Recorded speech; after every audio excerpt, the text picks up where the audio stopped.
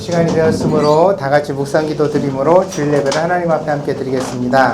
다 같이 묵상으로 기도하시겠습니다.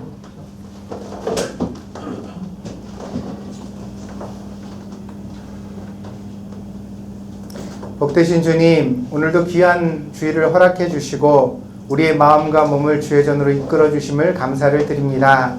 우리가 주의 이름으로 함께 모여 예배드리는 이 자리가 거룩한 성소가 되게 하시고 또 하나님이 받으시는 신령한 제사의 자리가 될 수 있도록 인도하여 주시옵소서. 그리하여 이 예배를 통하여 하나님은 영광을 받으시고 우리의 마음 가운데는 하늘의 은혜가 넘치는 시간이 되게 하여 주시기를 원합니다. 그러므로 우리의 삶을 얽어매고 있는 모든 근심과 염려의 사슬을 끊어버리고 오직 주의 은혜로 자유케 되어지는 복된 예배 시간이 될 수 있도록 인도하여 주시옵소서. 우리는 아무리 염려하고 고민해도 답을 찾을 수 없는 문제들이 인생에 많습니다. 그러나 우리에게 없는 답도 하나님께는 있는 줄 믿습니다. 그러므로 예배를 통하여 하나님의 응답을 우리가 듣기를 원합니다. 하나님께서 우리에게 음성을 들려주시고 우리가 그 음성 속에서 참된 지혜를 발견할 수 있도록 이 예배 가운데 인도하여 주시옵소서. 함께하여 주시기를 간절히 원하오며 예수님의 이름으로 기도하였습니다. 아멘. 우리 함께 찬양 드리겠습니다. 그 사랑입니다.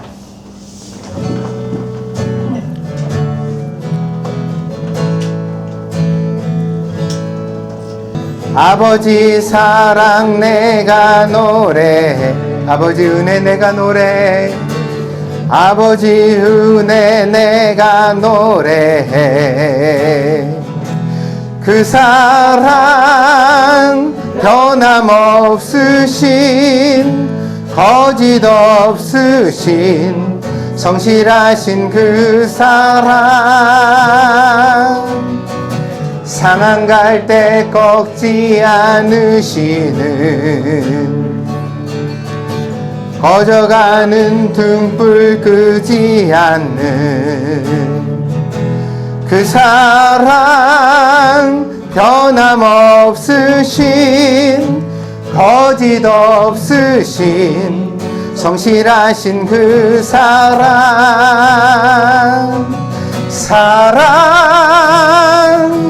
그 사랑, 날 위해 죽으신, 날 위해 다시 사신 예수 그리스도, 다시 오실 그 사랑, 죽음도 생명도 천사도 하늘의 어떤 권세도 끊을 수 없는 영원한 그 사랑 예수.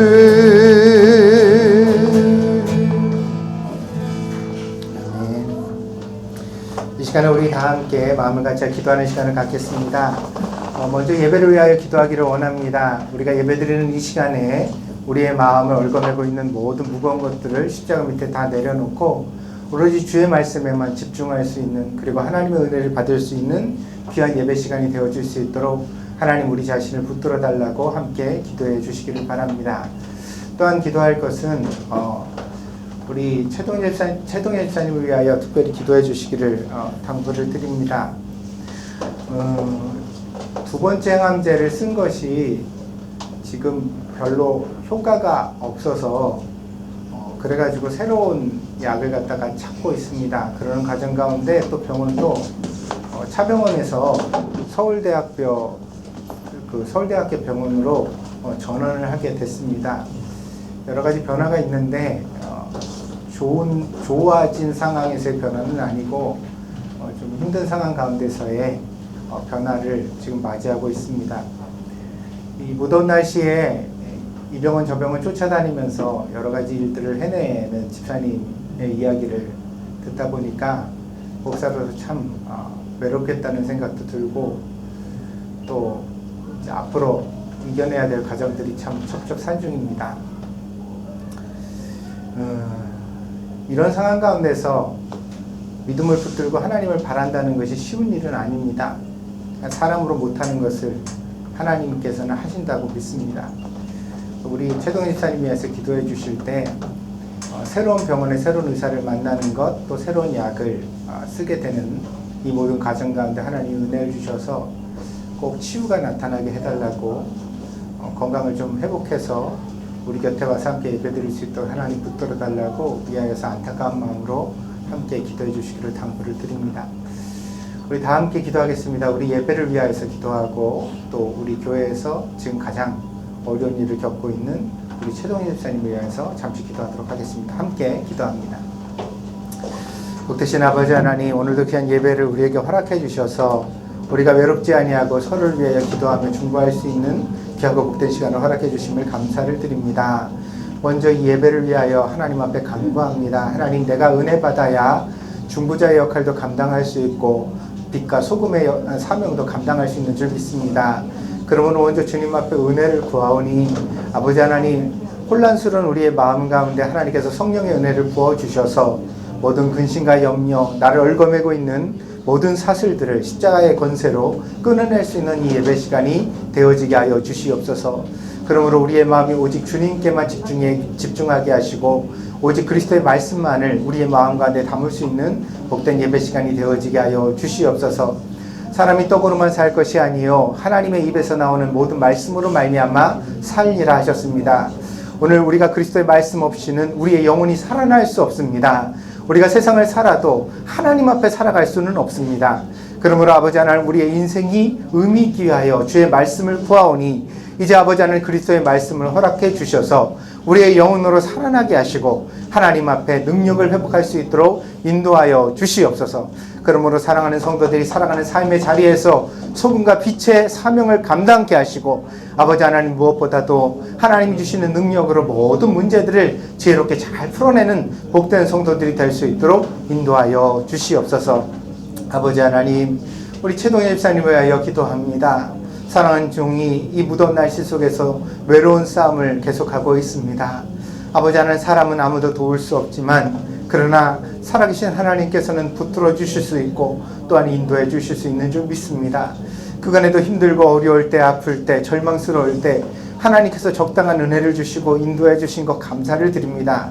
아버지 하나님, 이제 아버지 하나님 병원을 차병원에서 서울대병원으로 옮기게 되었고 또한 새로운 주치의를 만나게 되었고 또한 저의 질병을 치료하기 위하여 새로운 약을 만나게 되었습니다. 아버지 하나님, 모든 변화의 가정 속에 하나님께서 꼭 간섭하시고 가장 좋은 길로 인도해 주시기를 원합니다. 우리 최동희 집사님 지치지 않게 하시고 그 마음 가운데 소망을 주시고 하나님을 더 붙들게 하시며 이 모든 어려운 상황 속에서도 하나님의 아버지 하나님 주시는 믿음의 힘으로 말미암아 꿋꿋이 이겨낼 수 있는 복된 아들 될 수 있도록 인도하여 주시옵소서. 우리 동경드림교회가 비록 멀리 떨어져 있지만 사랑하는 아들과 늘 기도하며 함께 동행하고 있습니다. 아버지 하나님, 정말 아버지 하나님 사랑하는 성도들의 애타는 기도를 들어 응답해 주시고 아버지 하나님, 우리가 함께 기쁨으로 만날 수 있는 복된 날을 허락하여 주시옵소서. 우리 최동희 집사님 꼭 건강이 회복되어서 우리 곁으로 돌아와 우리와 함께 하나님 앞에 찬양을 돌리며 예배드리는 감격스러운 시간이 있을 수 있도록 인도하여 주시옵소서. 그것을 위하여 우리가 함께 중보하며 나아가오니 하나님 붙들어 주시옵소서. 복되신 주님, 오늘도 우리가 예배를 드리며 하나님의 말씀을 듣고자 합니다. 전하는 자나 듣는 자가 다 부족하지만 오직 완전하신 하나님께서 그 풍성하신 은혜대로 우리를 붙들어 주시고 인도하여 주시기를 원합니다. 그리하여서 오늘도 들려진 말씀 가운데 하나님의 나라가 임하게 하여 주시고 우리의 생각이 굳힘받게 하시고 우리의 인생이 정말 주님이 주시는 지혜의 답을 얻을 수 있는 복된 시간 될 수 있도록 인도하여 주시옵소서. 하나님께서 저희들 모두에게 합당한 은혜 주실 줄 믿습니다. 감사드리며 예수 그리스도의 이름으로 기도하였습니다. 아멘. 오늘 우리에게 주신 하나님의 말씀은 창세기 2장 20절에서 25절입니다. 공독하겠습니다. 2장 20절에서 25절입니다. 같이 하겠습니다. 함께 합니다. 시작. 아담이 모든 가축과 공중의 새와 들의 모든 짐승에게 이름을 주니라. 아담이 돕는 배필이 없으므로 여호와 하나님이 아담을 깊이 잠들게 하시니 잠들매 그가 그 갈빗대 하나를 취하고 살로 대신 채우시고 여호와 하나님이 아담에게서 취하신 그 갈빗대로 여자를 만드시고 그를 아담에게로 이끌어 오시니 아담이 이르되 이는 내 뼈 중에 뼈요 살 중에 살이라. 이것을 남자에게서 취하였은즉 여자라 부르리라 하니라. 이러므로 남자가 부모를 떠나 그의 아내와 합하여 둘이 한 몸을 이룰지로다. 아담과 그의 아내 두 사람이 벌거벗었으나 부끄러워하지 아니하니라. 아멘.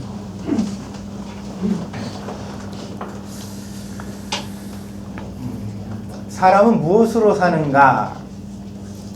1885년도 톨스토이는 단편소설의 제목을 그렇게 지었습니다. 이 소설에 보면 미하일이라는 사람이 이제 등장하게 되어지는데, 시몬이라는 구두 수선쟁이가 이제 아내와 함께 겨울을 지낼 외투를 만들기 위하여 대금을 받으러 이렇게 가다가, 그러다가 돈도 못 걷고 또 돈도 조금밖에 못 얻고 그러니까 화가 나가지고 돈을 조금 생긴 돈을 가지고 보드카를 사서 마십니다. 술을 먹고 나서 그리고는 자기 집으로 돌아가면서 외투 따윈 필요 없어. 겨울 그까짓 거 이기지. 술 기운이죠. 러시아의 겨울은 진짜 추운데, 근데 이 양가죽 코트가 없이 지내야 되는 게 암담하지만 가난이란 그렇게 가혹한 거죠. 그래서 가고 있는데 어떤 사람이 헐벗은 채로 길가에 쓰러져 있는 겁니다. 처음에는 그냥 지나가요. 지나가면서 저거 아무래도 범죄자 같아. 나한테 뭐 해를 끼칠지 몰라. 이런 생각을 하다가 양심에 걸려서 나중에 와가지고 이렇게 말을 걸어보니까 이 사람이 진짜 불쌍한 처지인 거죠.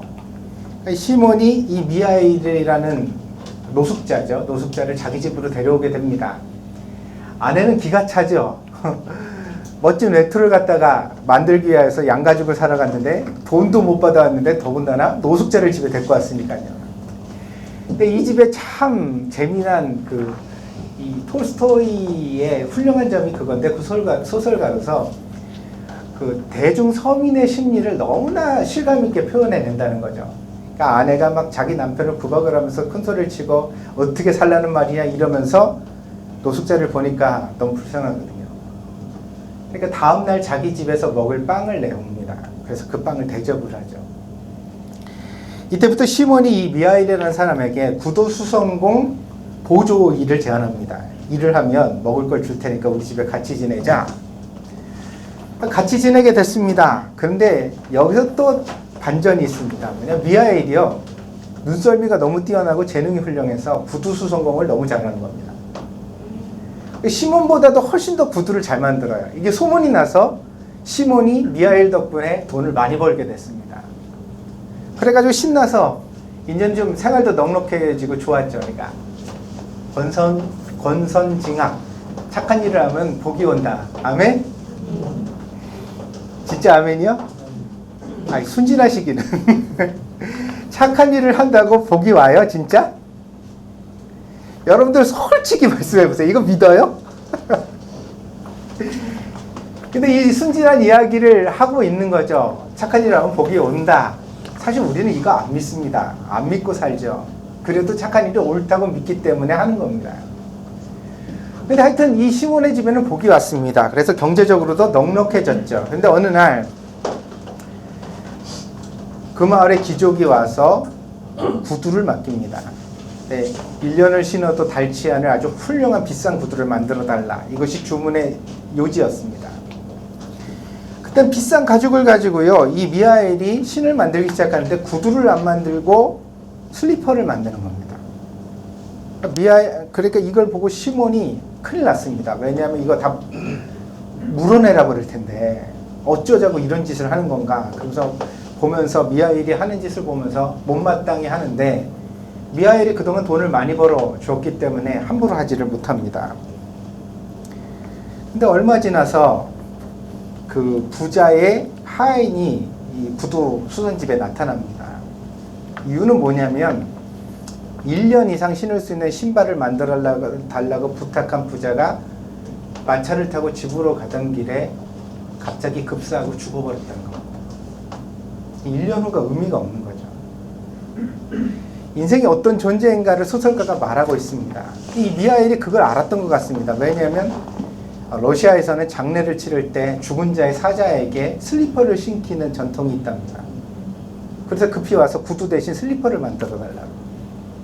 그러니까 미하엘이 아무 말 없이 미리 만들어두었던 슬리퍼를 내줍니다.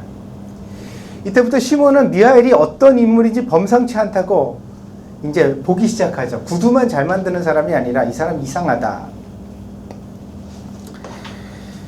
그러다가 세 번째 손님이 나타나게 되어지는데 한 어머니가 두 딸 쌍둥이를 데리고 왔습니다. 보니까요, 이 딸 중에 쌍둥이 딸 중에 하나가 다리를 접니다.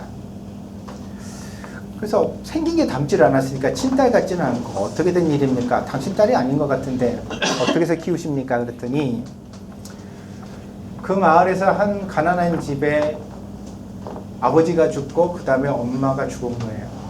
그러니까 엄마가 죽을 때 죽으면서 그냥 애들 둘 데리고 있다가 엄마가 쓰러져 죽으면서 잘못 쓰러져서 갓난아이의 다리를 누른 채로 그만 죽고 말았어요.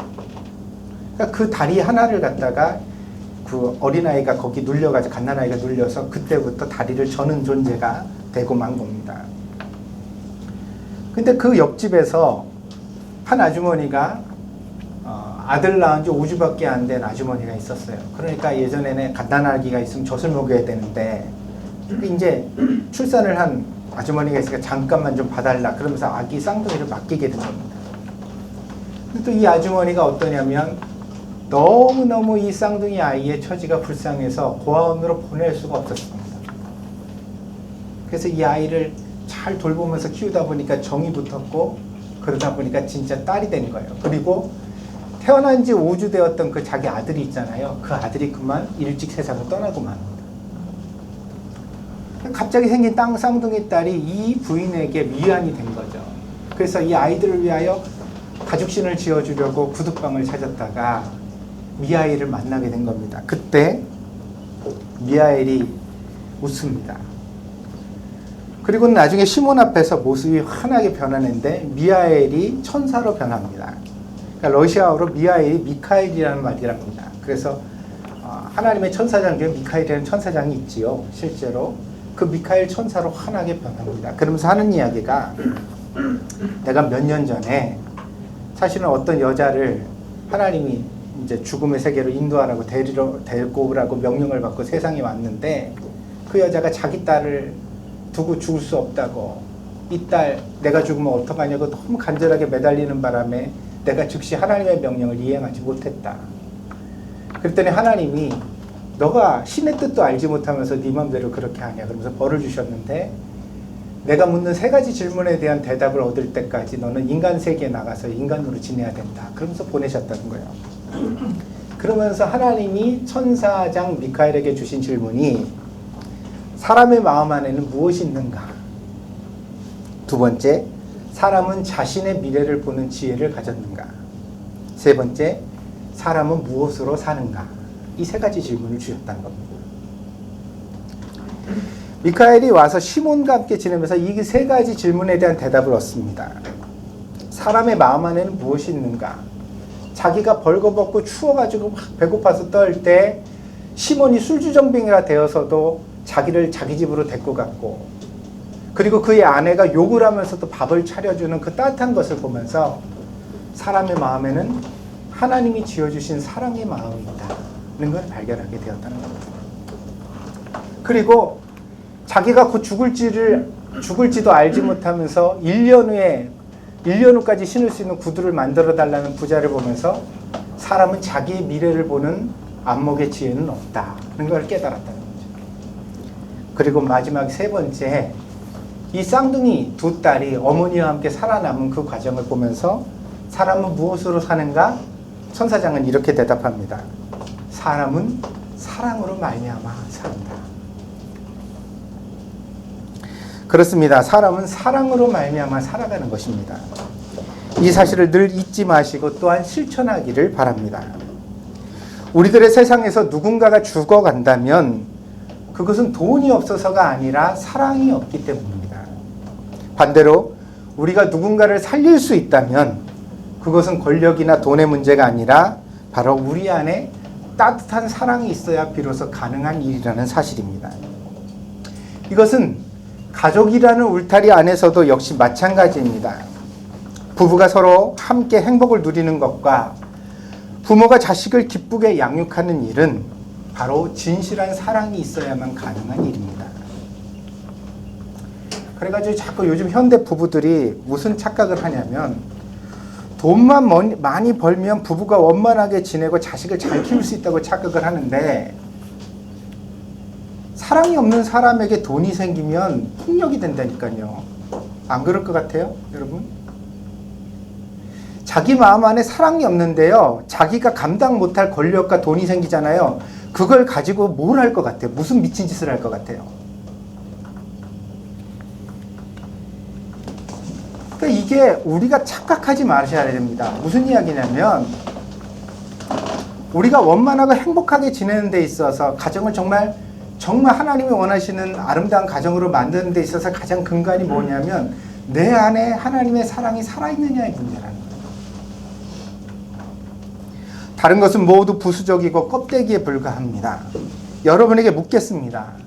여러분은 사랑하고 있습니까? 진심으로 사랑하고 있습니까?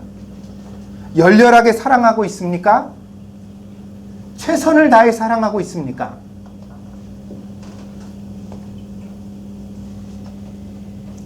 이 본질에서 탈선하게 될 때 우리는 인생의 길을 잃어버리게 되는 것입니다. 그 자녀가 부모를 기쁘게 하는 것도 무엇이 그 근간이 돼야 되냐면 부모를 사랑하는 거죠. 그러니까 우리 자녀들에게 가끔 물으셔야 됩니다. 뭐라고? 너는 나를 사랑하니? 오늘 집에 가면 꼭 물어보세요. 응? 너는 나를 사랑하니? 얼만큼 사랑해? 여러분, 이 우스운 질문 있잖아요. 엄마가 좋아? 아빠가 좋아? 근데 그 본질의 내용이 뭐냐면 정말 날 사랑하고 있니? 엄마와 아빠를 사랑하고 있니? 둘 중에 누가 더 사랑하느냐는 그건 장난이고 유이고요. 우스갯소리고, 이 이야기의 고갱이는 사랑하고 있냐는 질문이에요. 여러분 자녀들에게 사랑받고 있어요? 이걸 여러분이 느낄 수 있다면 자녀를 양육하는데 한없는 보람을 느끼게 될 겁니다. 여러분 부부가 서로 사랑하고 있습니까? 남편은 아내를, 아내는 남편을. 내가 돈을 얼마나 벌어다 주는데 이따위 동물적인 얘기 하지 마요.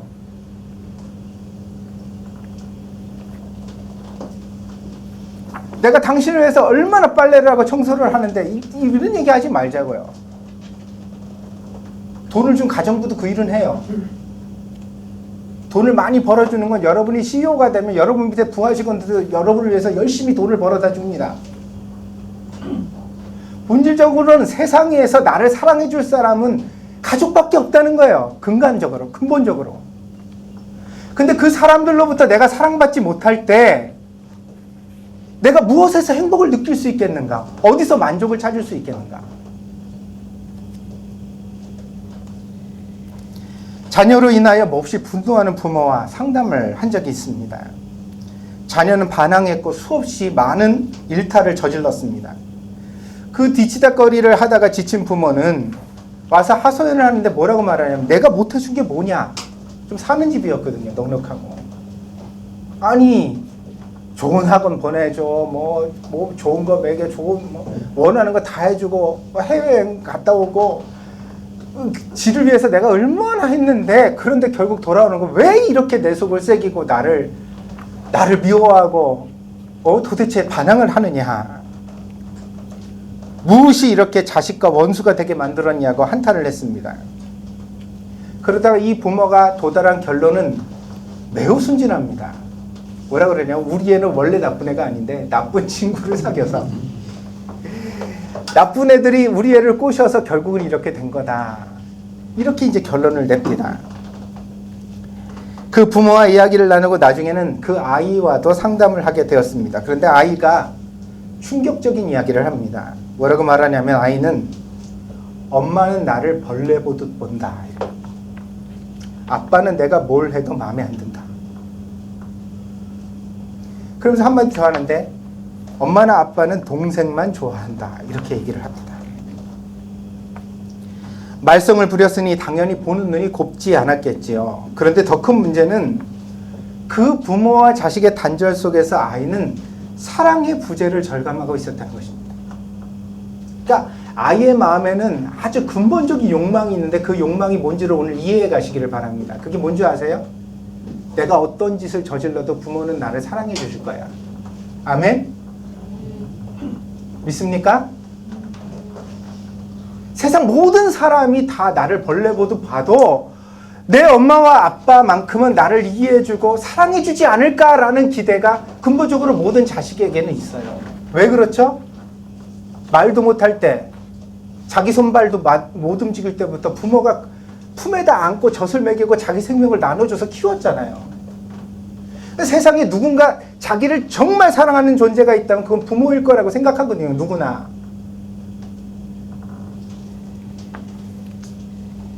그런데 그 부모의 눈 속에서 혐오를 보게 될 때, 자기에 대한 불만을 보게 될 때, 이 아이는 무엇으로도 채울 수 없는 그 마음의 상실감을 느끼게 된 것입니다. 나쁜 친구들의 영향이 있었을 것입니다. 그러나 냉철하게 생각해 보면 자기 속으로 나와 한 집에서 같이 살아가는 가족이 어떻게 친구들보다도 영향력이 더 쪼그라들어서 그 친구들의 영향력은 그렇게 강력하고 가족들의 영향력은 그렇게 보잘것없어졌는가?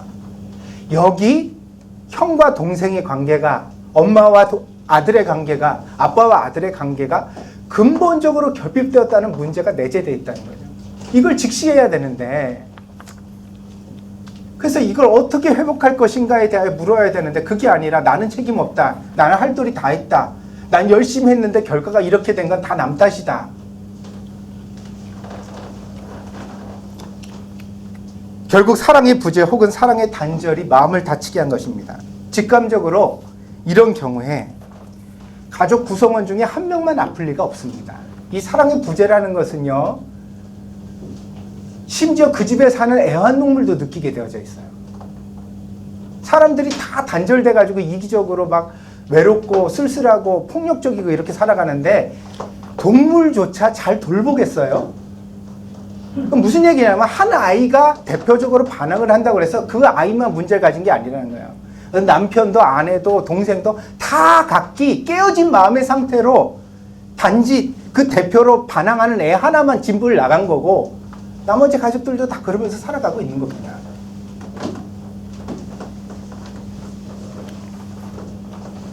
그 우리가 알아야 되겠다. 뭘 알아야 되냐면 사랑의 부재는 쌓이고 쌓여 결과적으로 모두를 불행하게 만드는 문제라는 거예요. 인간에게 있어요. 집이 해결돼도 소용없어요. 돈이 많아도 소용없어요. 사람들이 아무리 옆에서 부러워해도 소용없어요. 뭐가 중요하냐? 내가 사랑하는 게 중요하고 내가 사랑받는 게 중요해요. 이게 인간의 근본적인 행복의 조건입니다. 창세기는 시작의 책입니다. 세상이 어떻게 시작되었는지 그 궁금증을 우리에게 풀어주고 있습니다. 근데 기독교인들이 간혹 착각하는 바가 있습니다. 그게 뭐냐면 창세기를 과학도서로 읽는 겁니다.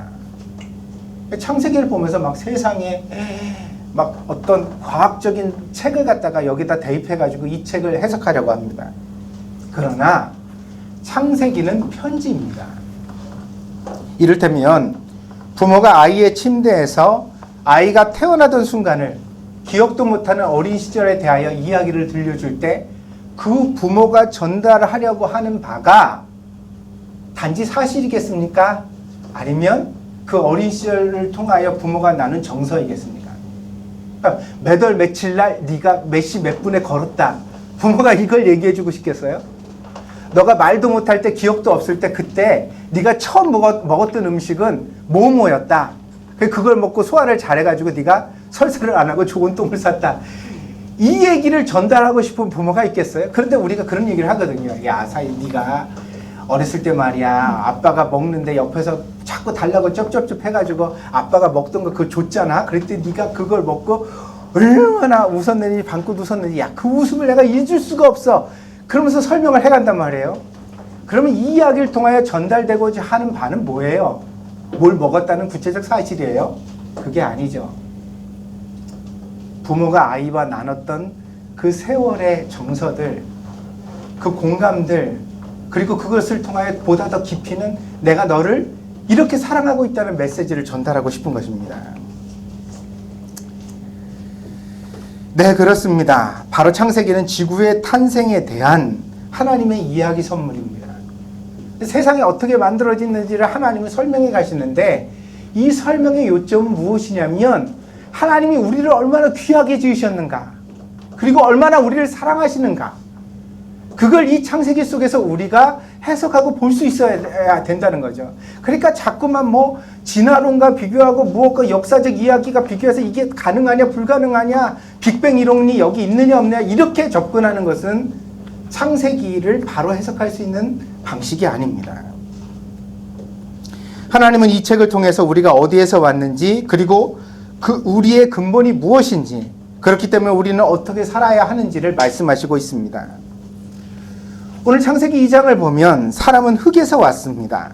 그리고 동시에 하나님께로부터 왔습니다. 오늘 2장 7절입니다.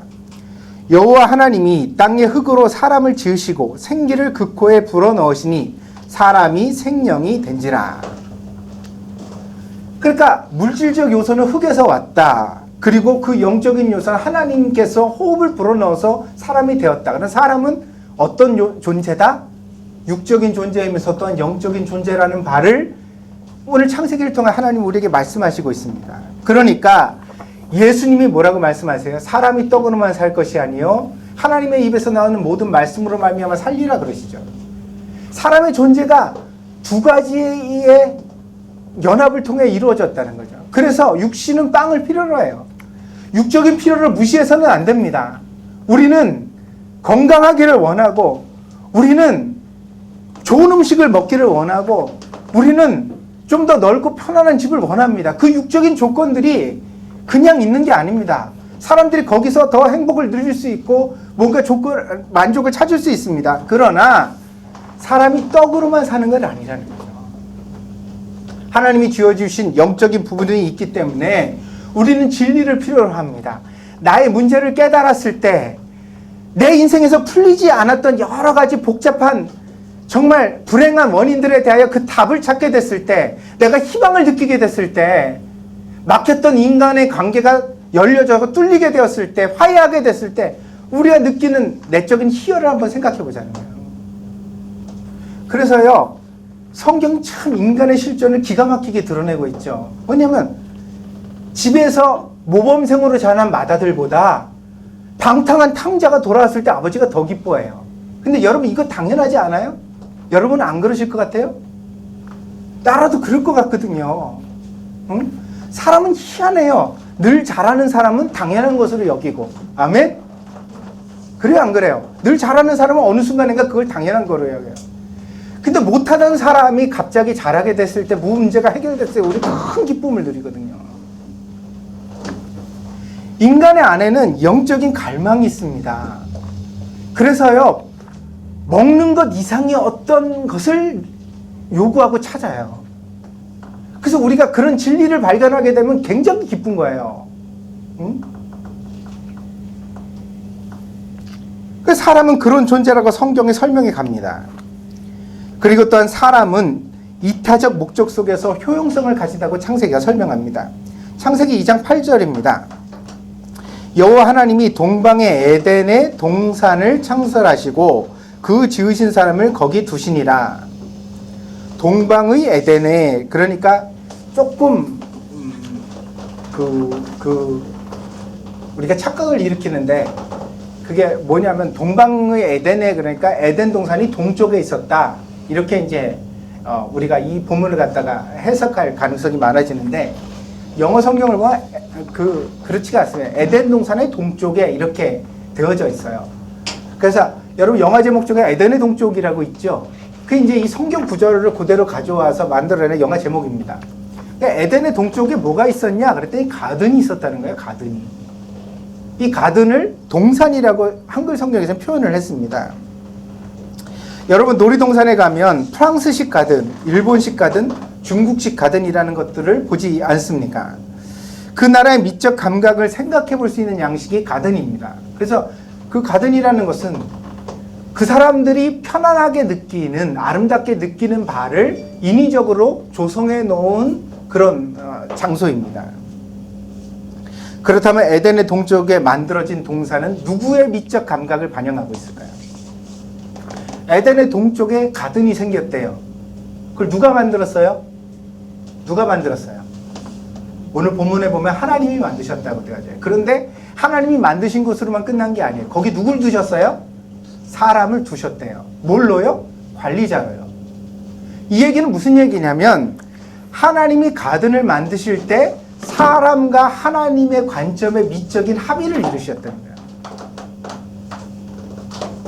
그래서 하나님이 태초에 사람이랑 동업을 원하셨어요.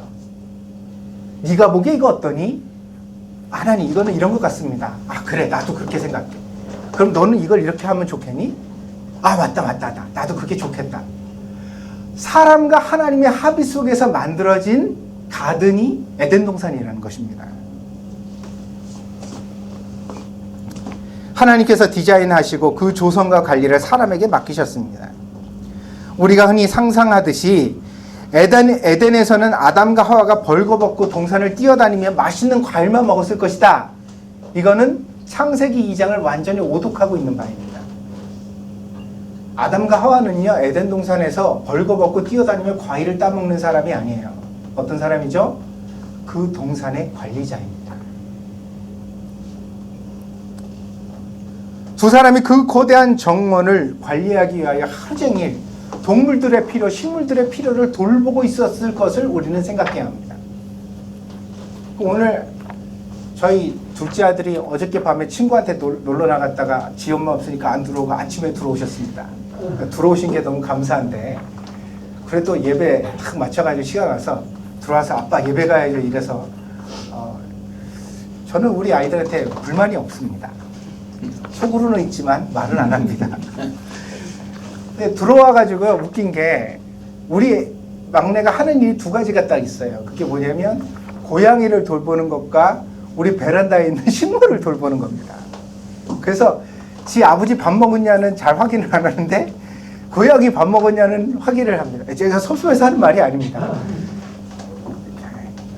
아직은 젊고 저는 제가 스스로 관리할 수 있으니까 우리 아들이 그렇죠. 제가 늙으면 돌보겠죠. 근데 지금 그러니까 우리 아들의 돌봄의 케어의 대상이 제가 들어가 있지는 않은 겁니다. 그런데 또 고양이를 돌봐야 되니까 아유 하루야 밥 먹었니? 오빠 없는 동안 잘 지냈어? 이게 우리 집 족보가 희한해져 가지고요. 가끔은 우리 딸 하루 그랬다가 막 왔다 갔다 하는데 하여튼 하루를 그렇게 돌봅니다. 그리고 두 번째가 이제 베란다에 뭘 심었니? 저 뭘 심었는지도 모르는데 뭘 심어놓고 우리 아들이 날마다 가서 줍니다. 물을 줘요. 참 좋다고 생각합니다. 여러분 아이들 키우실 때요. 어항이라도 하나 갖다 놓고 꼭 뭔가를 돌보는 것들을 같이 나누십시오. 이게 아이의 정서에 굉장히 깊은 영향을 미칩니다. 제가 말씀드리죠. 사람은 어떤 존재라고요? 사랑을 하고 뭔가를 돌보면서 자기의 효용 가치를 느끼는 거예요. 사랑을 주고받는 데서 만족을 해요. 그래서 동물 질색하시는 분들이 있는데 이해합니다. 털 날리고 뭐 냄새나고 벌레 끊고 화분 키우면 벌레 나한테 사는 거 당연하고요. 동물 키우면 냄새나고 털 날리는 거 당연해요. 그거 싫죠? 싫은데 잃는 것보다 얻는 게 더 많으니까. 아멘? 한번 고려해 보시기 바랍니다. 되도록이면 손 잘 안 가는 거, 아이들이 좋아할 만한 거. 그래서 아이가 그것을 자기가 베푸는 시혜자가 되는 거 말이에요. 내가 밥을 안 주면 얘가 굶어. 내가 돌보지 않으면 얘가 똥구덩이 위에서 굴러야 돼. 내가 돌보지 않으면 얘는 힘들어, 아파. 그걸 느끼면서 자라가는 것이 아이의 정서에 진짜 중요합니다. 그러니까 우리 아이가 들어와가지고 아침에 들어오자마자 그 물을 주고 돌보더라고요. 근데 이게요, 에덴 동산에서 아담과 하와가 하던 일입니다. 에덴 동산을 나보니까 저절로 그냥 굴러갔을 것이다. 그럼 왜 하나님이 거기다가 굳이 그걸 만들고 아담과 하와를 갖다 두셨겠어요? 그게 아니에요. 원래 사람은요, 오지랖이 넓은 존재예요. 자연은 그냥 돌아갑니다. 그런데 사람이 있으면 개입을 해요. 무슨 얘기냐? 꽃을 더 아름답게 피게 하여. 할렐루야. 새끼가 더 북실북실하게 자라기 위하여 인간은 개입하는 존재예요. 그래서 밥을 안 먹으면 옆에서 걱정을 해주고, 나무가 가지가 꺾였으면 거기 가가지고 그냥 그거를 돌보고 이렇게 손질해주고, 그걸 어떻게 하면 열매를 더 맺게 할까 고민하는 게 인간의 일이고, 거기서 인간은 자기의 실존의 효용성을 느낀단 말입니다. 하나님이 그렇게 만드셨다는 것입니다. 그것을 소개하는 대표적인 에피소드가 오늘 본문에 나옵니다. 그게 뭐죠? 동물을 하나님이 다 일일이 아담 앞에 데리고 오세요. 아담이 그걸 보면서 그 동물의 특징에 맞게 이름을 지어주었다. 뭐 언어마다 동물의 이름이 다 다른데 그럴까? 근데 이 이야기가 우리에게 하는 바는 뭐죠? 아담이 꼭 동물의 이름을 지어줬다 그 얘기를 하는 게 아니에요. 이 이야기가 우리에게 하는 바는 뭐죠? 에덴 동산이라는 것을 운영 매니지먼트 하는데 이렇게 하나님과 아담이 협력해서 자연을 이롭게 하는 일들을 했었다는 것을 그 시초부터 얘기해 주는 거죠. 그러면서 인간이란 어떤 존재냐? 자연을 떠나서 정복하는 존재가 아니라, 자연을 파괴하는 존재가 아니라, 자연을 착취해서 먹고 사는 존재가 아니라, 인간은 본래 자연과 하나 되고 이롭게 하고 도와주면서 인간의 가치를 느끼는 존재라고 말해주는 거예요. 이게 현대 과학을 통해서도 입증됐습니다. 여러분, 콘크리트 건물 속에서 환자들이 잘 나아요? 아니면 아름답게 꾸며진 정원과 자연환경 속에서 사람들이 잘 나아요? 몸의 질병도 자연환경 속에서 더 잘 치유가 됩니다. 그래서 요양을 가는 거예요, 사람들이. 인간과 자연이 깊이 연결되어져 있다. 거기서 인간은 자기 자신을 치유할 수 있게 되어져 있다는 것이 성경이 말해주는 가치라는 것입니다. 그 다음에 성경은 사람에 대한 보다 더 본질적인 통찰을 우리에게 말해줍니다. 그것이 여자의 탄생입니다. 이 본문을 보시고 남자에게서 여자가 태어났다라고 말씀하시는 분들이 있는데 이것은 오독입니다. 왜냐하면 정확하게 말해서 남자는 생산의 능력이 있어요, 없어요? 여자는 아이를 낳잖아요. 출산할 수 있는 몸의 구조를 가지고 있잖아요, 처음부터. 남자는 그게 있어요, 없어요? 없죠. 그러니까 남자가 여자를 낳았다는 말은 불가능해요. 원래가 디자인이 그렇게 되어져 있어요. 남자는 출산의 존재가 아니에요. 그러니까 남자에게서 여자가 태어난 것이 아니라 사람이 남자와 여자로 나뉘어진 것입니다. 본래의 아담은 여자가 만들어진 이후의 아담과 본질적으로 다릅니다. 그 완전성이 깨트려졌어요. 제 이야기 잘 들으세요. 하나님이 처음에 하나님의 형상대로 완전한 사람을 지으셨어요. 그런데 이 아담이 여자가 태어난 다음에도 아담이냐? 그 의식은 그대로 가져갔어요. 그러나 그렇지가 않아요. 왜죠? 그 완전한 아담을 하나님이 잠들게 하시고 갈빗대를 뽑으셨잖아요. 결핍이 생긴 거예요. 완전함이 깨트려진 거예요. 그래서 원래 하나님의 형상과 모양으로 만들어진 본래의 아담이 있는데 그 본래의 아담의 완전성을 깨트려서 남자와 여자로 나누어졌다는 거예요. 왜 그렇게 하셨느냐? 육체적으로 완전한 것보다도 정신적으로 완전한 것이 중요하다고 보신 거예요, 하나님이. 그래서 사람이 혼자 살아가는 것이 좋지 못하다 이렇게 말씀해요. 그리고 동물들을 다 데리고 오셔가지고 그 동물들이 원래 하나님이 어떻게 만드셨죠? 암과 숫의 쌍을 이루어 있는 것들을 보게 하신 거예요. 그러면서 아담이 스스로 고민하게 하셨죠. 뭐요? 왜 나는 혼자지? 왜 나는 함께 나눌 대상이 없지? 이 고민을, 필요를 느끼게 만드신 이후에 하나님이 아담을 잠들게 하시고 그의 육체의 완전성을 깨트려서 여자를 만들어내셨다는 거예요. 이 과정 자체가 사람의 창조입니다. 그래서 사람의 창조를 한순간의 점으로 보시면 안 돼요. 뭐냐면 흙을 탁 만들어서 아담에게 후 하고 바람을 불어넣으신 것만 사람의 창조다. 아니요. 그 사람이 육체를 가지고 살다가 의식을 가지고 살다가 자기의 육신은 완전하지만 자기의 정신적인 결핍, 사랑할 대상, 타자, 나와 똑같은 대상이 없다는 것에 필요성을 느끼고서 외롭다라는 감정을 가지게 됐을 때 그 외로움의 감정을 하나님이 어루만지셔서 여자를 만들어주시는 이 과정까지가 사람의 창조라는 거예요. 그래서 1장과 2장에 연거푸 나와 있는 이 이야기가 사람의 창조의 전 과정입니다. 그래서 사람이 남자와 여자가 되게 된 것입니다. 이것은 유전적으로도 매우 합리적 주장입니다. 왜냐하면요, 여러분 보세요. 남성의 염색체가 뭐죠? XY. 여성의 염색체는 XX죠. 여러분 생각해 보세요. 고대 근동의 설화 속에서는 여자가 사람의 시조라고 주장하는 설화들도 많아요. 왜 그랬을까요? 당연하죠. 여자만 생산할 수 있잖아요. 여자가 남자와 여자를 낳았다. 그러면 인류가 시작되는데 보다 더 좋죠. 구도가 간단하잖아요. 한 여자가 있었는데 그 여자가 남자와 여자를 낳았다. 그래서 이후에 형제가 계속해서 뭐 아담의 이야기처럼 번성해 가가지고 결국 세상이 됐다라고 얘기하는 게 훨씬 더 합리적이고 이성적이고 만들기 좋은 구조죠. 근데 세상에 처음 사람이 남자래요.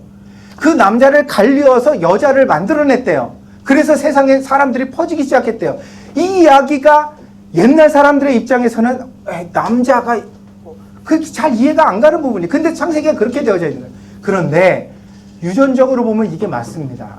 왜 그렇죠? 남자에게만 XY 염색체가 있잖아요. 이것을 갈라내면 XX도 나오고 XY도 나올 수 있는 거죠. 근데 처음 사람이 XX였으면 XY는 영원히 태어날 수 없죠. 이거 혈액형 이야기도 마찬가지예요. 아무튼 하나님께서 사람을 갈라서 남자와 여자로 만드셨습니다. 그런데 이 여자를 본 남자의 반응이 매우 재미있습니다. 본문 23절입니다. 아담이 이르되 이는 내 뼈 중에 뼈요 살 중에 살이라 이것을 남자에게서 취하였은즉 여자라 부르리라. 이야, 이 아담이요 동물 이름을 지어줬잖아요. 바로 자기의 재능이 발휘되어지는 거예요. 보자마자 이제 뭐부터 져요? 이름부터 져요. 하나님과 해왔던 협업의 방식이 계속 발전해가고 있는 양식을 보여줍니다. 보자마자 그 합당한 이름을 져요. 그러면서 이 남자라는 게 이시, 히브리어로 이시고 여자는 이샤입니다. 그러니까 그 이름을 약간 변경해서 여자라는 이름을 지어내는데 이 말은 무슨 이야기냐면 본질이 같다는 얘기예요. 나와 당신은 다르지 않습니다. 이 말 속에도 나와 있어. 내 뼈 중에 뼈요, 내 살 중에 살이다. 당신과 나는 다르지 않습니다. 라는 말을 처음 고백으로 말해줍니다. 젊은 시절에 창세기를 읽으며 의문을 품었던 바가 있습니다. 왜 하나님은 아담을 만드시고 나서 더 이상 사람을 만드시지 않았을까? 왜 멈추셨을까? 저는요, 애플에서 만약에 워치, 이번에 글래스가 나온다. 구글에서 안경을 만들 거랍니다. 그게 이제 곧 나온다는데, 저는 나오면 당장 안 살 생각입니다. 돈이 없어서도 안 사지만 우리 아들이 산다 그러면 말릴 겁니다. 왜냐하면 초기 물량은 대부분 다 어때요? 하자가 많고 뭔가 핸디캡이 있기 때문이죠. 그래서 처음 물건을 받으면 처음 써본다는 설레임이 있기는 하지만 사실은 버그가 생기거나 뭐가 문제가 있을 확률이 많죠. 그래서 보통 2쯤 나왔을 때가 물건은 좋습니다. 이렇게 많은 하자들이 해결되어지고 굉장히 물건의 퀄리티가 올라가거든요. 그러니까 아담도 하나님이 처음 만드셨으니까 선악과를 따먹는 것과 같은 일탈을 저지르는 게 아닌가. 그럼 하나님이 야, 너는 저 구석에서 좀 살아. 그리고 새로운 사람을 만드셨다. 우리가 그 인류의 후예가 되었다면 좀 업그레이드된 사람일 수 있지 않을까. 근데 하나님은 왜 아담을 만드시고 더 이상 다시는 사람을 만드시지 않았을까? 일단은 하나님께서 사람이라는 존재를 매우 귀하게 여기셔서 한정판으로 가치를 부여하신 것 같습니다. 더는 안 만들어. 다시는 안 만들어. 사람은 이걸로 끝이야. 그래서 얘네는 뭔 말썽을 부려도 내가 버리지는 않아. 사람이란 가치를 그렇게 규정하셨다는 겁니다. 한마디로 사람이란 이 이상도 이 이하도 아니다. 사람은 이걸로 됐다. 어떤 문제가 있든지 내가 끌어안고 가겠다. 그런 결정을 선언하신 것입니다.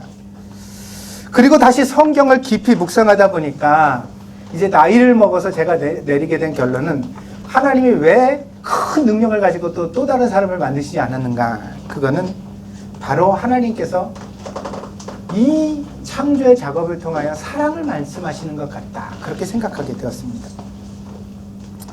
사랑이란 타자이지만 타자가 아닌 것처럼 느끼는 감정입니다.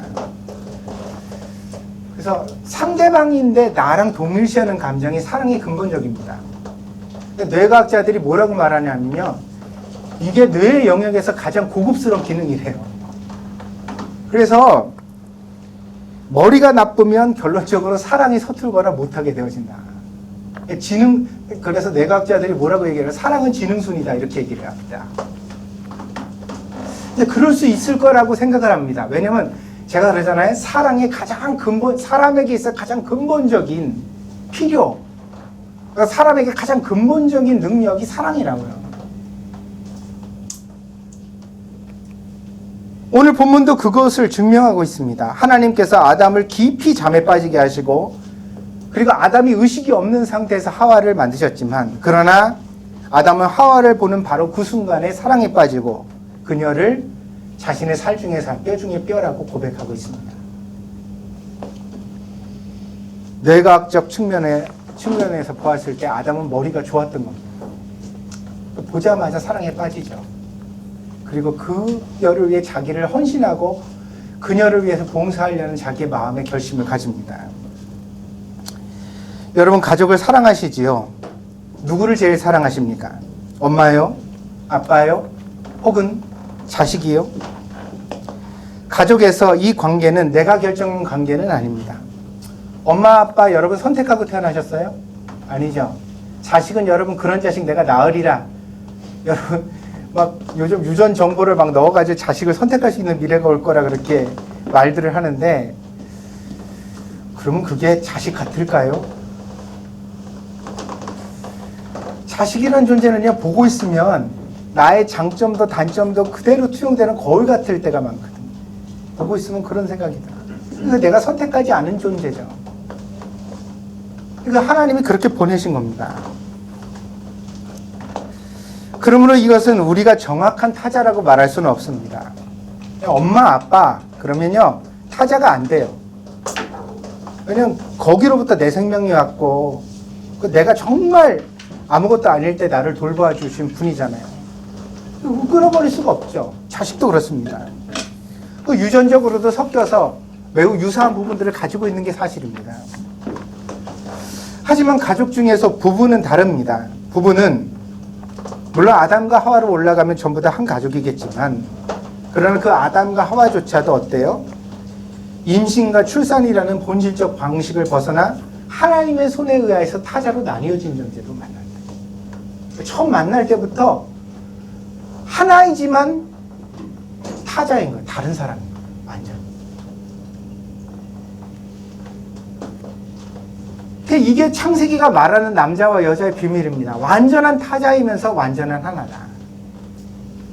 그러니까 한 몸을 이룰지니라 이렇게 나갔잖아요. 그러니까 뭐냐, 완전한 타자로 만났는데 둘이서 함께 노력하고 사랑하면서 완전한 하나가 되기 위해서 밟아나가는 과정이 인생일 것이다.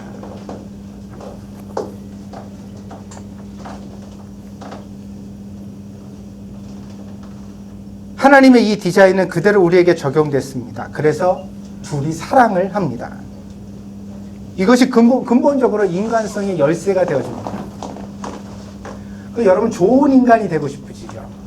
여러분 타고난 저마다의 소질을 개발하여서 훌륭한 사람이 되고 싶은 욕망이 있다. 공부 많이 한다고 되는 게 아닙니다. 여러분 굉장히 지식적으로 훌륭한데 인간성이 파괴되어 있는 사람들을 가끔 사회 속에서 보지 않습니다. 공부 많이 한다고 훌륭한 인간이 되는 게 아니에요. 그러면 훌륭한 인간의 성취는 뭐에 있느냐? 인간성의 함양에 있거든요. 좋은 인간이 되는 데 있어요. 그 제일 되는 훈련의 장이 남자와 여자가 만나 부부가 되는 일입니다. 이 말은요, 여러분에게 엄청난 숙제를 부여하고 있어요. 무슨 이야기냐면 쉽지 않을 거란 얘기죠. 나와 다른 사람을 만나서 그 사람과 함께 노력해가는 과정이에요. 남자도 여자도. 역사상 결혼에 대한 찬반이 매우 뜨거웠습니다. 심지어 결혼은 미친 짓이라고 말하는 사람들도 있습니다. 그럼에도 불구하고 여전히 청춘들은 연애를 하고 결과적으로 결혼이라는 모험을 떠납니다. 그래서 서양 속담에 제가 주례를 이렇게 가거나 그렇게 결혼하는 상대를 만나면 꼭 해주는 얘기가 있는데 서양 속담에 이런 말이 있답니다. 바다에 나갈 때는 한 번 기도하고 전쟁에 나갈 때는 2번 기도하고 결혼할 때는 3번 기도해라. 그러니까 바다에 나갈 때보다 전쟁에 나갈 때보다 사실은 결혼한다는 게 훨씬 더 모험이라는 얘기입니다. 살아 돌아올 가능성이 어쩌면 더 희박한. 그럼에도 불구하고 우리는 남자와 여자가 서로 끌리게 되어져 있고 함께 살아가려는 본능을 억제할 수 없습니다. 여러분들도 다 그런 본능에 의해서 연애를 하고 가정을 꾸립니다. 지금 후회하시죠?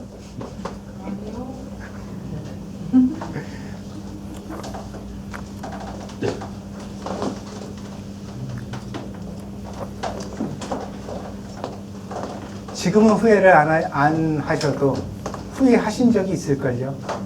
그리고 또 후회하실 날도 있을걸요.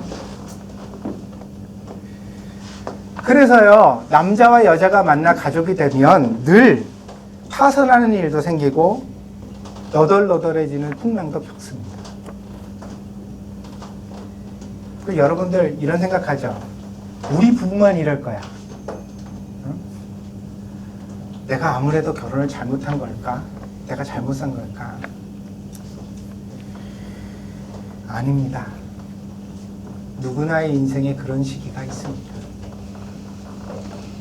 고백하면 목사도 그럴 때가 있습니다. 아마도 영원히 그럴 것입니다. 이럴 줄 알면서도 우리는 끌리고 만나고 연애를 하고 결혼을 하고 결혼한 다음에 후회를 하고 어느 순간이면 포기를 하고 더 나아가 헤어질 고민을 하게 될지도 모르죠. 그럼 우리는 여기서 물어야 합니다. 하나님은 왜 사람을 이렇게 만드셨을까? 남자와 여자라도 남자는 남자로 살고 여자는 여자로 그냥 살아, 제발. 가끔 애가 필요하면 잠깐 만나가지고 그런 애기를 만들어서 같이 키우든지. 그게 아니라 왜? 이 영원한 타자가 영원한 하나가 되기 위하여서 이 안 되는 노력을 할 수밖에 없도록 만들어 놓으셨는가? 수천 년 동안 이 굴레 속에서 우리가 살아가면서 고민하고 있는 이 바를 하나님 왜 이렇게 디자인을 하셨는가 물어야만 합니다.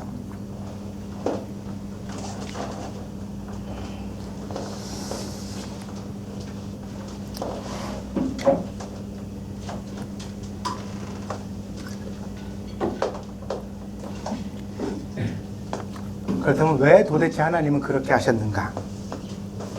결국 오늘 본문에 나오는 이 아담의 고백, 아담의 노래를 통하여 완성이 아니라 미완성의 목적으로 놓고 그것을 이루기 위한 과정이 인생이라고 말씀해 주시는 것 같습니다. 다시 말하면 어떻게 나와 분리되어 있는 다른 사람을 나의 살, 나의 뼈로 느낄 수 있겠습니까? 그게 안 되죠. 근데 그걸 노력해가는 과정이 인생이라는 거예요. 다시 말해서 완전한 타자가 만나 이기심을 버리고 서로를 자기의 일부로, 아니 더 나아가 자기 자신으로 받아들이는 연습을 하도록 하나님께서 만드셨는데 이 연습이 곧 사랑이라는 본질적 이름을 가지고 있는 것입니다. 그러니까 아이나 부모는 보다 더 쉬운데 아이나 부모만 사랑해서는 사랑이 어른이 될 수 없거든요. 그러니까 아이와 부모를 사랑하는 사랑에서 더 나아가서 여러분 동물을 사랑하는 게 조금 더 사람을 사랑하는 것보다 쉽습니다. 왜 그렇죠? 그건 내가 돌봐줘야 되는 대상이잖아요. 똥을 싸도 원망스러워요? 아니요. 그거 원래 그런 거잖아요. 그거 알고 키우잖아요. 그러니까 똥을 싸도 막 집안에다 막 소파를 물어뜯어도 아 이놈 새끼야 왜 그래? 그렇지만 내 마음의 상처는 생겨요 안 생겨요? 안 생겨요. 강아지가 소파 물어뜯었다고 마음의 상처가 생기는 사람은 인간 세상의 사회생활을 포기해야 돼요. 어떻게 살겠어요? 얼마나 많은 치닥거림이 있는데. 그러니까 우리가 돌봐줘야 되는 대상이라고 보면 사랑하기가 보다 더 쉬운 거예요. 그런데 이 부부라는 관계가 어려운 것은 아니 내가 리모컨 찾아주려고 결혼한 게 아니잖아요. 내가 밥 해주려고 결혼한 게 아니잖아요. 근데 살다 보면 어느 순간인가 내가 그렇게 느껴지거든요. 날 찾는데 저 주방에서 일을 하고 있는데 날 불러요. 왜? 그러고 갔더니 저기 리모컨 좀 확 올라오죠. 근데 리모컨을 집어다 주는 일이 힘든 게 아니에요. 그게 여기서 발생하는 정신적 스트레스. 아멘? 나라는 존재를 도대체 뭘로 보고 있는 건가? 내가 뭔가. 근데 이런 부닥거림이 도처에서 발생하거든요. 도처에서 발생하거든요. 남편도 부인한테 뭐 돈 좀 그만 쓰지? 그냥 아껴 살자는 얘기예요. 절약해서 살자. 근데 그런 얘기 들으면 뭐라고 느껴지냐? 지가 번다고 나한테? 이렇게 느껴지죠? 그죠? 느껴지시는 분만 아멘.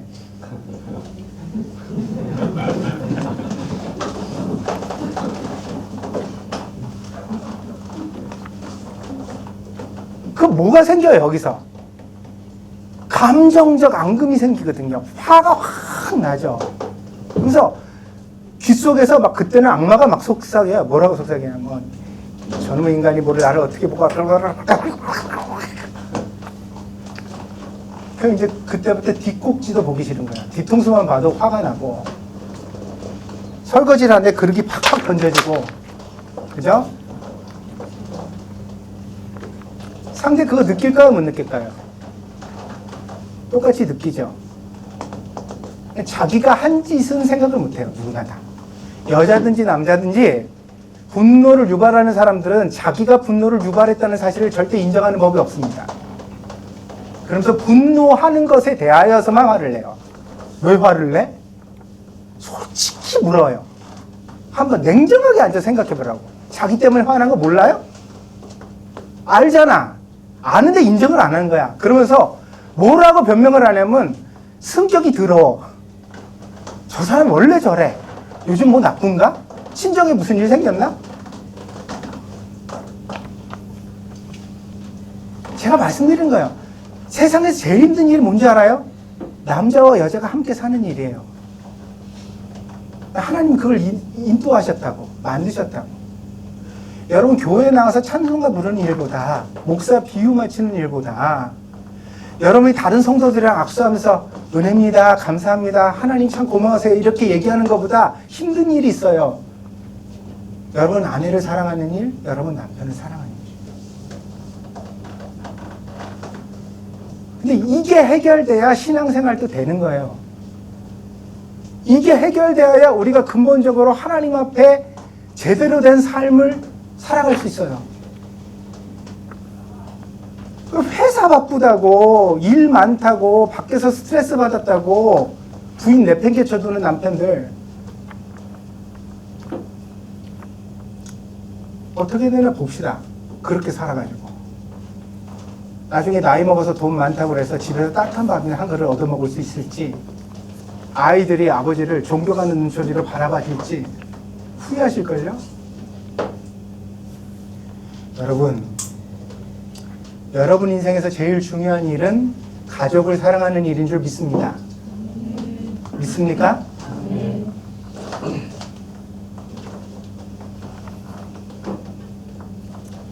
왜 교회에 가면 목사를 사랑해야 됩니다 이런 말을 하면 아멘이 크게 나오는데, 당신의 가족을 사랑하십시오, 진심으로 사랑하십시오 이 말은 왜 우리가 아멘을 못할까? 잘 다시 말씀드려요. 목사 상대하는 게 더 쉬워요. 저는 여러분이 그냥 밥 한 끼 같이 먹어주고 이렇게 목사 칭찬하는 얘기 몇 마디만 하면 좋은 사람이에요. 그걸로 여러분과 저의 관계를 원만할 수 있어요. 제가 여러분한테 더 바라는 바가 없거든요. 근데 여러분 가족은 안 그래요. 줘도 더 달래. 여러분 있는 걸 다 퍼내도 여전히 모자르대. 이것까지 해주면 안 되니. 그래서 여러분이 힘든 줄 알아요. 그런데 그 자리에서 여러분이 고민하셔야 합니다. 쉬운 결혼 생활은 없습니다. 어디나 갈등이 존재하고 사랑하기 힘든 아픔의 이유들이 있습니다. 배우자를 잘 고르라는 말이 있는데 이 말이 이미 이기심을 내포하고 있습니다. 왜냐하면 배우자를 잘 골라라 이 말은 나한테 돈 잘 벌어다 줄 사람, 나한테 잔소리 안 할 사람, 나를 행복하게 기쁘게 웃게 해줄 사람을 골라 결혼하라는 이야기니까요. 그런데 만약에 그런 사람을 찾는다면 그것은 돕는 배필을 찾는 게 아니라 노예를 찾는 겁니다. 내가 짜증을 내도 다 묵묵하게 웃으면서 받아주고 나를 위해서 늘 봉사하고 무거운 거 대신 다 들어주고, 그럼 그게 돕는 배필이에요? 노예지? 결혼은 사랑하는 사람이랑 하는 것입니다. 그 결혼의 상대자는 조건이 아름다운 사람이 아니라 내가 나를 다 주어도 아깝지 않은 사람. 아멘? 여러분 다 그런 사람 만났을 줄 믿습니다.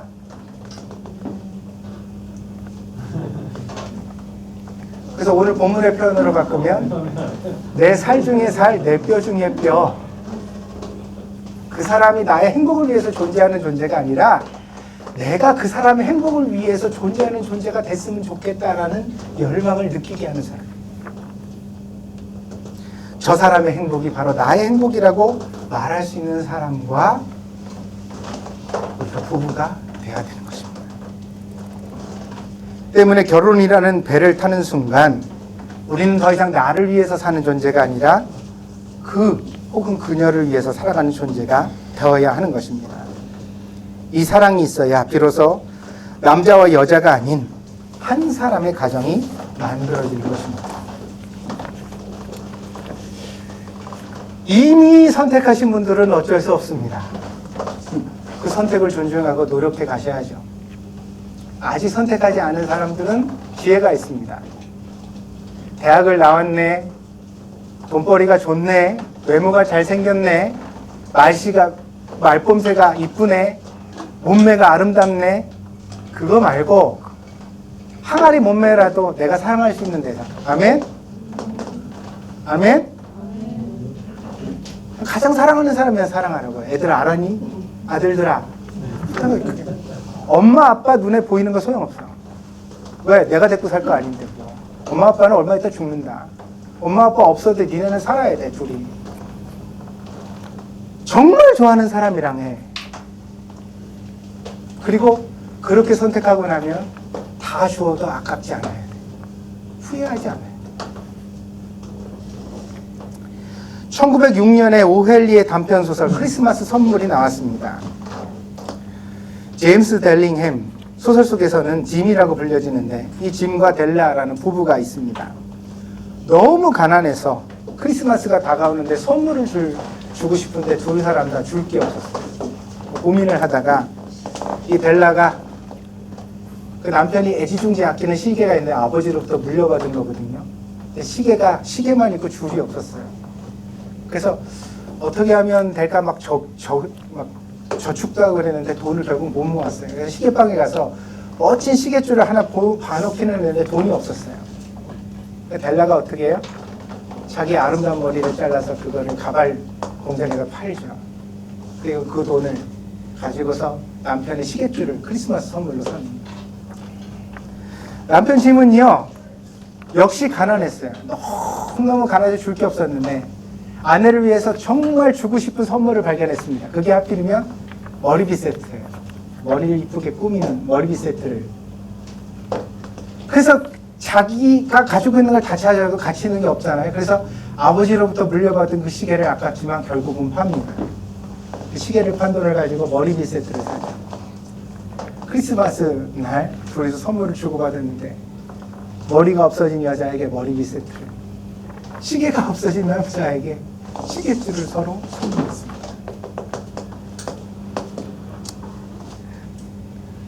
가난은 이렇게 가혹한 것입니다. 가난을 아름답게 표현하는 사람들이 있는데 웃기지 말라 그러세요. 가난이 얼마나 힘들고 어려운 일인지 경험해보고 그런 얘기예요. 가난은 힘든 거예요. 가혹한 거예요. 특히 힘든 게 뭔지 아세요? 가난이 힘든 게 사랑하는 사람에게 마음껏 줄 수 없는 고통이 따라요. 가난은. 애를 사랑하는데 그 애에게 내가 줄 수 없을 때, 아내를 사랑하는데 아내에게 줄 수 없을 때 느끼는 심적 고통은 매우 큽니다. 그러나 이렇게 가혹한 환경 속에서도 그 가난을 잘 이겨내는 인간성의 승리가 있습니다. 그게 어떻게 가능하죠? 오늘 오헬리는 크리스마스 선물에서 이것을 우리에게 말해주고 있어요. 가난 무서운 거지만 시계가 아니라 시계줄도 못 사고 머리핀 하나도 마음껏 못 사는 그 무서운 괴물 같은 가난이 우리를 억누를 수 있지만, 이 중에서도 인간성이 지켜지고 우리가 이겨낼 수 있는 힘은 어디서 나오냐? 사랑에서 나온다.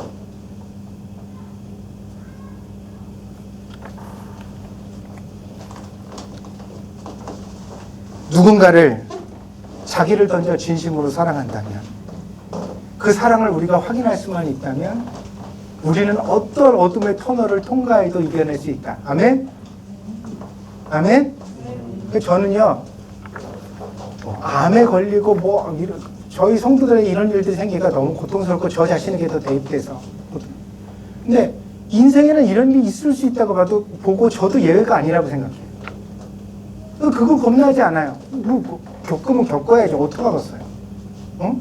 목사는 하나님 섬기고 맨날 기도하니까 절대로 암에 안 걸리고, 무슨 유명해 목사님들 전부 다 암 환자던데, 다 암으로 돌아가시던데. 그럼 이걸 저주라고 볼 거예요? 기도 안 해서 신앙이 부족해서 받는 형벌이라고 생각할 거예요? 어떻게 그렇게 말해요? 그러나 이런 인간의 인생의 시련이 닥치면 그 인생의 본질적인 가치들이 드러나게 되더라. 그게 뭐예요? 이런 시련 속에서 더 사랑하는 가족, 할렐루야, 더 애틋하게 사랑하는 교인들, 친구들이 있는 사람과 그것이 없는 사람의 인생은 본질적으로 다르더라. 여러분 인생을 돌아보셔야 돼요. 여러분 진짜 사랑받고 있습니까?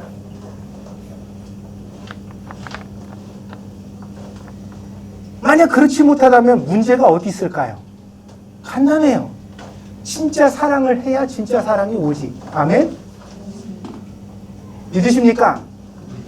아니, 내가 이기적이고 내가 사랑을 할 줄 모르고 내가 매사에 평가하고 비판하고 내가 매사에 부정적이고 내가 늘 어떤 게 속셈이 있어가지고 속으로 계산하고 얼마 줬으니까 얼마를 받아내야지, 이렇게 생각하면서 살아가는 사람이 어떻게 진실하고 순전한 사랑을, 내 살 중에 살이요 뼈 중에 뼈와 같은 사랑을 받을 수 있겠느냐는 거예요.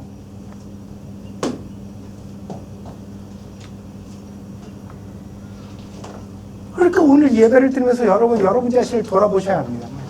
내 인생의 마지막까지 남는 건 하나님이 사랑이라고 하셨는데, 누군가로부터 내가 그 사랑을 받기 위해서 나는 현재 그런 사랑을 노력해가고 있는가? 완성하라는 얘기가 아니에요. 노력하고 있는가?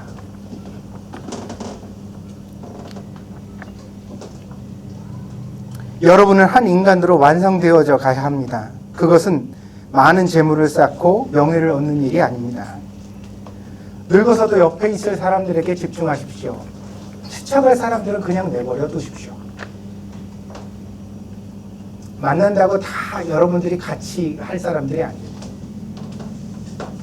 어떤 사람들은 그냥 몇 년 보다가 안 볼 사람들이에요. 그래요, 안 그래요? 저는 이런 사람들을 안 중요한 사람이라고 말합니다. 안 중요한 사람들한테 너무 진을 빼고 우리가 너무 고민할 필요가 있을까요, 없을까요? 더러는 나를 이해하지 못해도 내버려 두십시오. 나를 오해하더라도 흘려보내십시오. 그 사람이랑 끝까지 갈 생각이 있을 때 오해도 풀고 고민도 해결하고 그 사람이랑 관계를 관리해 나가야 되는 겁니다. 근데 그렇지 않은 사람들까지 다 신경 써가지고 직장 상사, 몇 년이나 본다고요. 얼마나 볼 거예요, 그 사람? 늙어서 같이 낚시 다니려고요? 그럴 사람이면 신경 써요. 근데 그렇지도 않을 사람, 맞지도 않는 사람한테 그 사람이 나를 어떻게 생각할까? 나를 뭐라고 평가할까? 뭐라고 비판할까? 여러분이 그렇게 고민한다고 그 사람이 좋게 평가해 줄 것 같아요? 내버려 두세요, 제발 좀. 안 중요하니까. 아멘?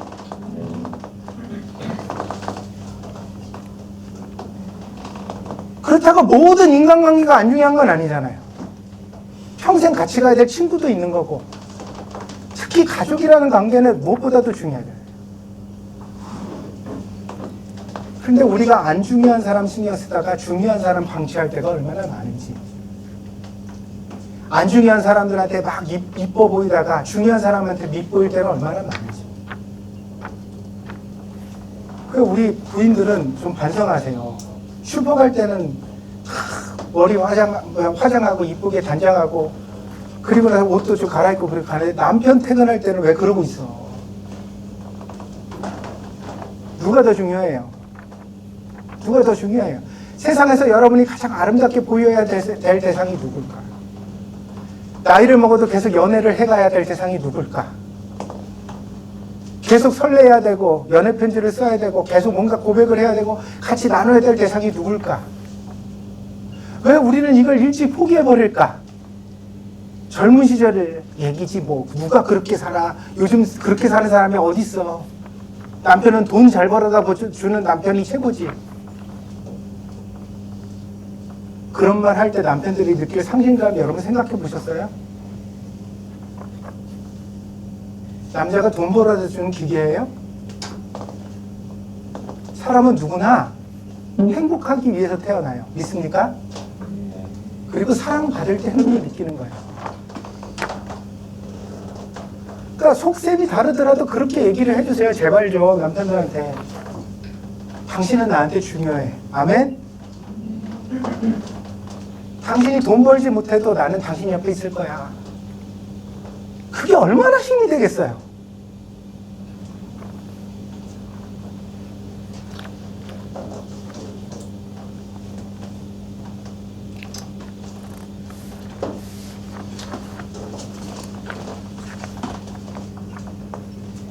사랑하는 여러분, 사랑하려고 노력하는 사람이 되십시오. 교회에 와서도 그리고 무엇보다 가정에서도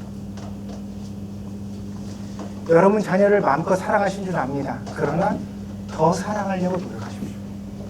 그 아이의 단점까지, 그 아이의 실수까지, 그 아이의 결핍된 부분까지 부모로서 내가 끌어안고 사랑하려고 노력해 가십시오.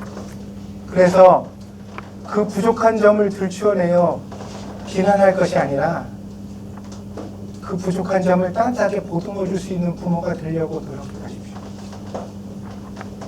여러분 배우자를 향하여서도 그렇게 노력해 보십시오. 진짜 사랑하려고.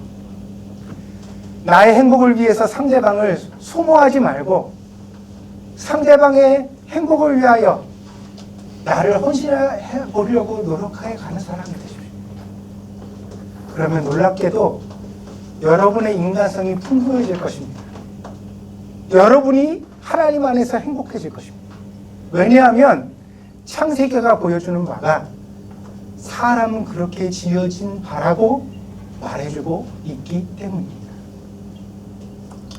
오늘 이 말씀을 여러분이 다시 한번 마음속에다 깊이 새겨 여러분의 가정 속에서 노력하고 이루어가는 복된 성도들이 되어지기를 바랍니다. 기도하겠습니다.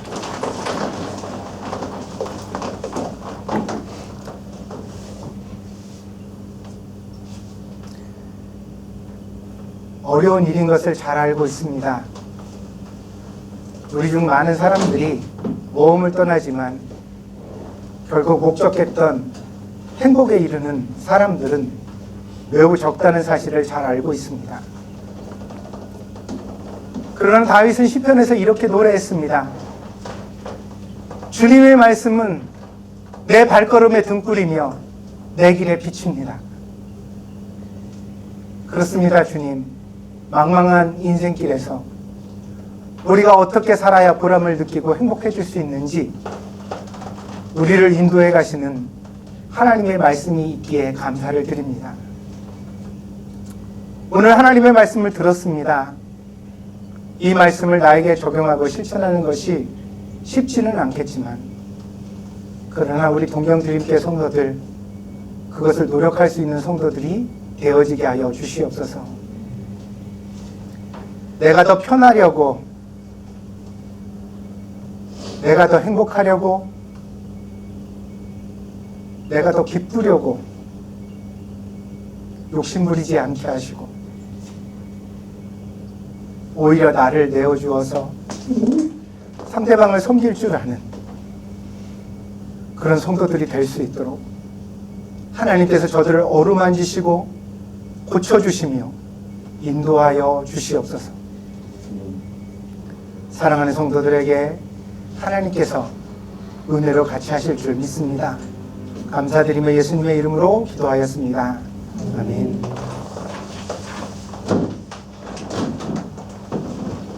준비하신 음을 함께 드리겠습니다. 지금은 엘리야 때처럼.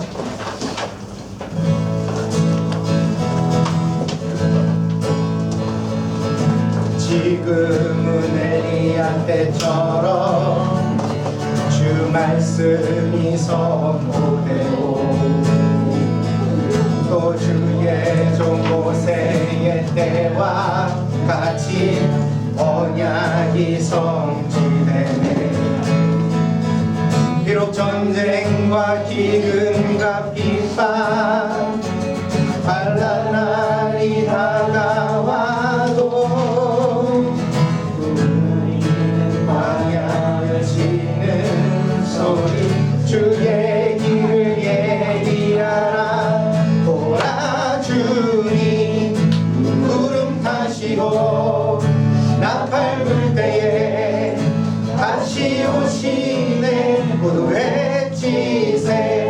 이는 은혜의 해니 시온에서 구원이 많은. 또 에스겔의 환상처럼 또 에스겔의 환상처럼 마른 뼈가 살아나며 또 주의 종 다윗의 때와 같이 예배가 회복되네. 출수할 때가 이르러 들판은 이어졌네. 우리는 출수하리 끝내어 주 말씀을 선포하리. 도와주니 구름 타시고 나팔 불 때에 다시 오시네. 모두 외치세. 이는 은혜의 시온에서 구원이 임하네. 네, 거부 말씀드리겠습니다. 우리 앞에서 기도하면서 말씀드린 바와 같이 우리 최동 집사님이 지금 중요한 어떤 과정을 겪고 계시니까 여러분들 빠짐없이 함께 중보해 주시길 바랍니다. 특별히 가족을 위해서도 기도해 주시길 바랍니다. 환자와 상황이 이럴 때 가족들이 함께 용기를 가지는 것도 참 쉽지 않은 일입니다. 오늘 박선 집사님 아침에 문자가 왔는데 오늘 아이들 진학 상담회가 있다고 그러네요. 그래서 학교에 참석해서 교회에 못 온다고 연락이 왔는데 제 심정이 좋지 않을 거라고 생각되어집니다. 여러분들 위해서 같이 최동 집사님과 그 가족을 위해서 함께 같이 더 많이 기도해 주시기를 부탁드립니다. 그리고 지난주에는 우리가 그 캠프, 드림 캠프라고 제가 이름을 붙여봤는데 야외 캠프를 멀리 좀 나가놓은 걸 가는 것 같습니다. 다들 협력해 주셔가지고 너무 좋은 캠프를 가지게 되었고요. 아이들도 너무 열심히 뛰어서 굉장히 좀 오랜만에 아주 좋은 시간을 가지게 되었던 것 같습니다. 우리 그 유인한 유산인 가족이 같이 가지 못해서 아쉬웠고 또 몇몇 가정들이 같이 가지 못했는데 다들 너무 좋으셔가지고 또 가자고 얘기가 그렇게 되어져서 아마 가을쯤에 또 계획을 하게 될 것 같습니다. 이번에는 꼭 가서 같이 좋은 시간 가질 수 있도록 그렇게 하셨으면 좋겠습니다. 우리 교회 몇몇 부부들은요, 그 남편분들이 교회를 안 나오시는데 캠프는 또 같이 가셨습니다. 얼마나 열심히 또 고기 굽고 막 캠프하는데 열심히 같이 해주시는지 보기가 좋았고, 그러다 보면 또 교회에다가 마음을 열고 같이 할 수 있는 시간들이 만들어질 수 있지 않을까, 그런 소망을 품어봅니다.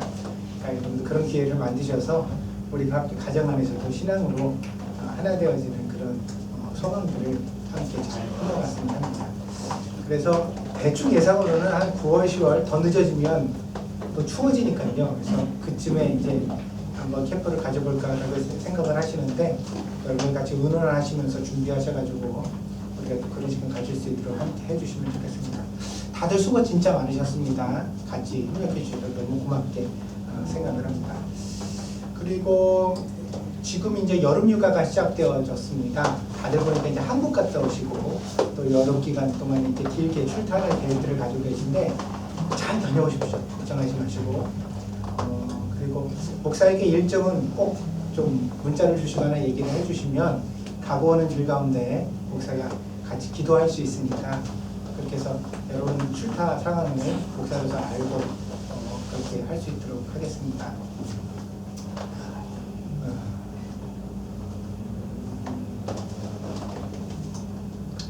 제가 여러분들 매일 여러분들 얼굴 떠올리고 이름 부르면서 기도하는 거 아세요?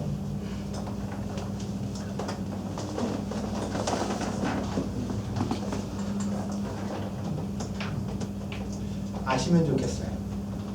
목사한테 고마워라가 아니라 여러분이 그래서 힘이 났으면 좋겠어요. 여러분이 아플 때, 힘들 때, 외로울 때 여러분 기억하세요. 어딘가에서 그래도 우리 목사님 나를 위해서 기도해 주시고 있을 텐데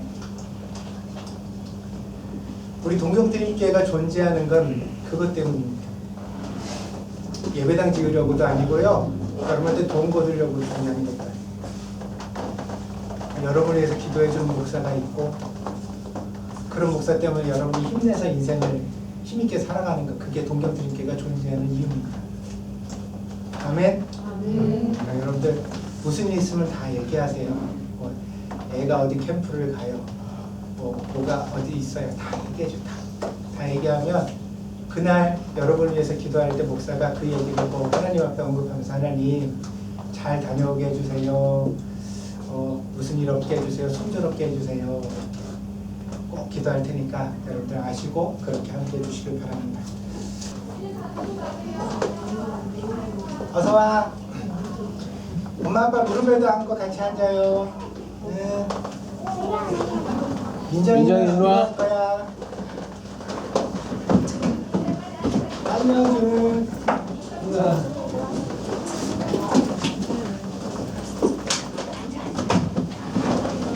민정이 일로 와.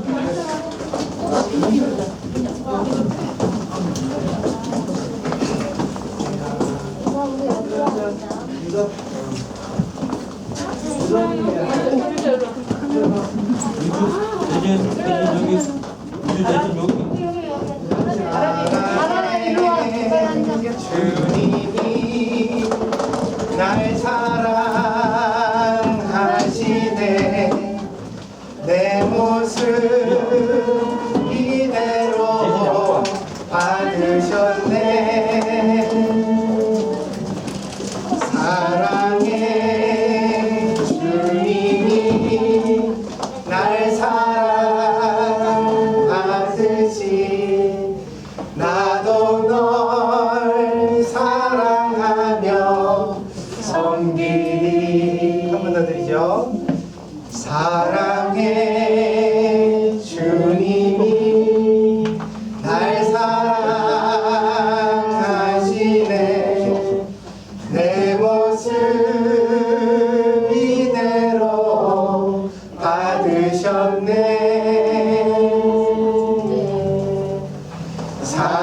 사랑해 주님이 날 사랑하듯이 나도 널 사랑하며 섬기리. 기도하겠습니다.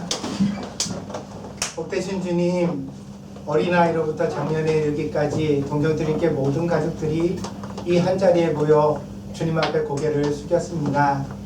하나님께서 그 축복의 손을 높이 드시사 우리 사랑하는 자녀들에게 축복해 주시고 하나님의 길로 인도해 주시기를 원합니다. 저희가 어려서부터 주의 말씀을 들었사오니 하나님 늙어서도 그 진리를 떠나지 않게 하시고 항상 하나님의 말씀 안에서 복되고 건강하게 자라가는 복된 자녀들이 다 될 수 있도록 인도하여 주시옵소서. 부부가 서로 존경하며 사랑하게 하여 주옵소서. 진실된 마음으로 서로를 위하여 헌신할 수 있는 부부가 되게 하여 주시옵소서. 자녀들을 양육할 때 나의 욕심이 아니라 내 생각, 내 계획 내려놓고 하나님의 말씀으로 양육하게 하여 주옵소서. 주의 교양과 훈계로 예수님의 마음으로 우리의 자녀들을 양육할 수 있는 부모가 되게 하여 주옵소서. 우리의 일터에는 정직한 보람을 주사 우리가 땀 흘려 수고한 것만큼 아름다운 결실을 거두게 하시고 그것을 가지고 가정을 꾸리며 교회를 섬기며 소외되고 가난한 이웃들을 도와줄 수 있는 힘있는 성도들이 되게 하여 주시옵소서. 아름다운 관계의 축복을 허락해 주셔서 주변에 좋은 친구들을 많이 두게 하시고 위로받게 하시며 격려받게 하시며 또한 긍정적인 자극을 얻게 하셔서 사랑하는 성도들이 인생을 살아가는 동안 외롭지 않게 하시고 늘 주님 안에서 복된 관계를 누릴 수 있도록 인도하여 주시옵소서. 마음의 평강 주시기를 원합니다. 세상이 알 수도 없고 세상이 줄 수도 없는 그리스도의 평강이, 샬롬의 평강이 사랑하는 성도들에게 임하게 하여 주셔서 주님, 어떤 환경에서나 늘 주님을 붙들고 살아가는 복된 성도들이 다 될 수 있도록 인도하여 주시옵소서. 많은 전염병과 또 아버지 하나님 질병의 소식들이 들리고 있습니다. 특별히 우리 사랑하는 성도들을 위하여 복을 비오니 어린아이로부터 어른에 이르기까지 아프지 않도록 주님 지켜주시고 전염병이 가까이 올 수 없도록 주의 성령께서 저들을 막아 주시옵소서. 늘 주님께서 함께 하시며 동행하실 줄 믿습니다.